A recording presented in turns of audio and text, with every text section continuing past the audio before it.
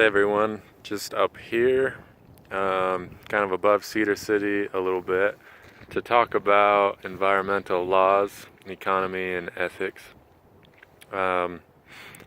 What I did my abstract on was an article that talked about inversions, and particularly the inversions happening in Salt Lake City. And I wanted to get a view of what Cedar City's air looks like, and as you can see, it's really clean and crisp, and you can see for miles, and we don't have an inversion problem here, but Salt Lake City does.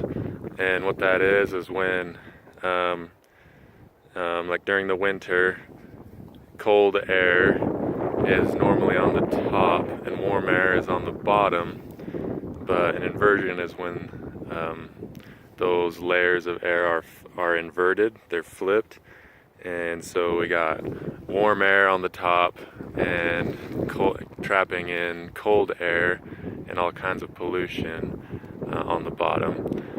And they have particular laws and ethics that they go by there that we don't have here, thankfully. They have laws, for instance, when wow, it just got really windy.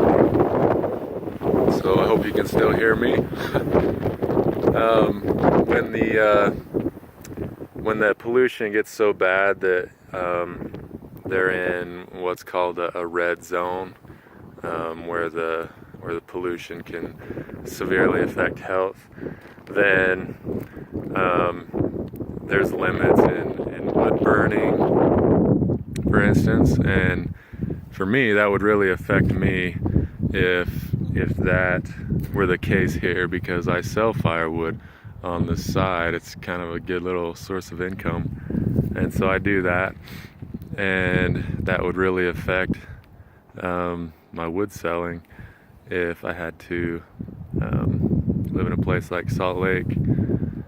They also encourage people to drive less, because a lot of the pollution that's hazardous comes from the combustion of fuels. So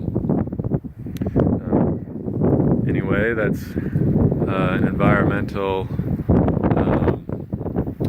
law and ethic, unique environmental law and ethic that we have here in Utah, and thankfully we don't have to worry about it in good old Cedar City.